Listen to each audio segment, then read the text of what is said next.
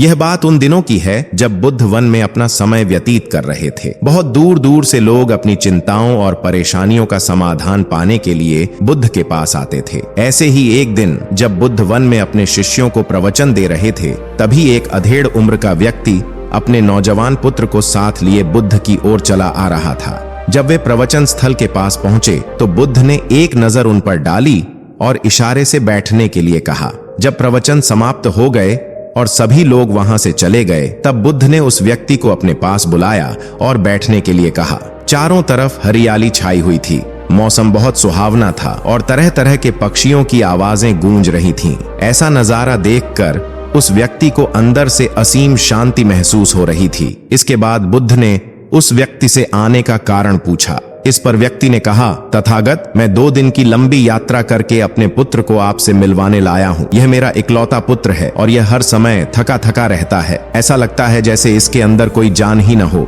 इसका स्वभाव भी काफी चिड़चिड़ा हो गया है। अगर हम इससे कुछ भी कहते हैं तो यह हमारी छोटी छोटी बातों पर गुस्सा हो जाता है। इसकी देखने की क्षमता भी उम्र से पहले ही कमजोर हो गई है और इसके बाल भी सफेद पड़ने लगे हैं। इतनी कम उम्र में ही इतनी बड़ी उम्र का लगना, मुझे तो कुछ समझ नहीं आ रहा। तथागत, मैं अपने पुत्र के स्वास्थ्य को लेकर बहुत चिंतित हूँ। जब मैं इसे वैद्य के पास लेकर गया तो उन्होंने कुछ औषधि दी और कहा कि अपने पुत्र से कहो कि वह तनाव कम ले। वह अपने दिमाग में बहुत अधिक तनाव लेता है, इसलिए इसकी ऐसी हालत हो गई है। लेकिन मैंने इसे बहुत समझाने के बाद भी इसे तनाव का मतलब समझ नहीं आया। मुझे नहीं पता कि तनाव होता क्या है, ये किन कारणों से आता है और इसे अपने पुत्र के दिमाग से कैसे निकालूं। लेकिन मुझे सबसे पहले तो यह समझना है कि तनाव होता क्या है। इसी कारण तथागत, मैं आपके पास आया हूँ।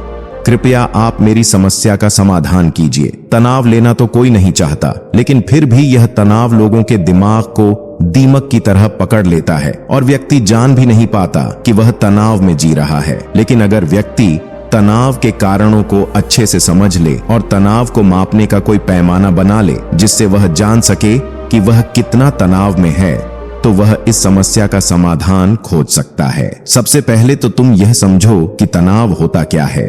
जब भी कोई व्यक्ति कोई काम कर रहा होता है लेकिन उसका मन कहीं दूर भटक रहा होता है, कल्पनाओं में खोया होता है, तो उसके शरीर और मन के बीच एक दूरी पैदा हो जाती है। यह दूरी जितनी अधिक होगी, व्यक्ति उतनी ही ज्यादा बेहोशी की अवस्था में होगा।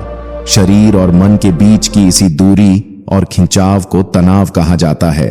आखिर कोई पसंदीदा खेल खेलने के बाद व्यक्ति चुस्ती और प्रसन्नता से क्यों भर जाता है, जबकि उसने तो अपने शरीर को थकाया है। लेकिन समझने वाली बात यह है कि खेलते समय मन और शरीर पूरी तरह से उस खेल में केंद्रित होते हैं, जिससे उनके बीच कोई दूरी नहीं रहती और तनाव पैदा नहीं होता, बल्कि यदि पहले से कोई तनाव था तो वह भी समाप्त हो जाता है। इसके विपरीत जब हम कोई ऐसा काम करते हैं जो हमें पसंद नहीं होता, तो हमारा शरीर तो उस काम को करता है, लेकिन हमारा मन कहीं और भटक रहा होता है। इससे शरीर और मन के बीच दूरी बन जाती है और तनाव जन्म ले लेता है। इसके बाद बुद्ध ने कहा, तनाव के मुख्य रूप से 8 कारण होते हैं। जिसने इन कारणों को समझ लिया वह जीवन भर तनाव मुक्त रह सकता है। अति महत्वाकांक्षी होना अच्छी बात है, लेकिन इंसान के लक्ष्य कभी पूरे नहीं होते। एक लक्ष्य पूरा होते ही वह दूसरे की ओर भागने लगता है। इस तरह वह अपने लक्ष्यों को पाने के लिए जीवन भर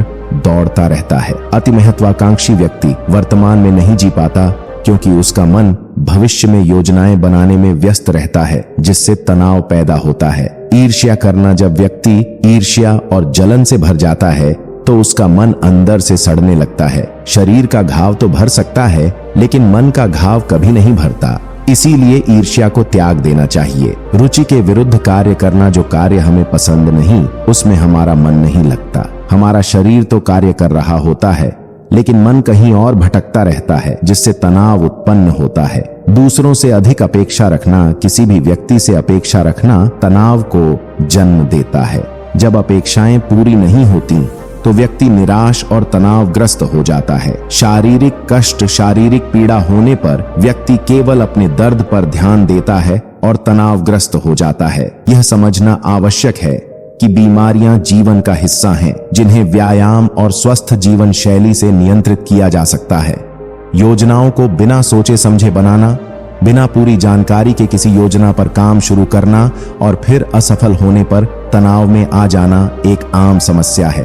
इसीलिए पहले पूरी तैयारी आवश्यक है। टाल मटोल करना, काम को कल पर टालना व्यक्ति को तनावग्रस्त बना देता है। जब काम की समय सीमा पास आती है तो व्यक्ति हड़बड़ी में कार्य करता है और तनाव से भर जाता है। अत्यधिक सोचना, लगातार सोचते रहना एक बीमारी की तरह है। अतीत की घटनाओं और भविष्य की कल्पनाओं में उलझे रहने से व्यक्ति को तनाव होता है।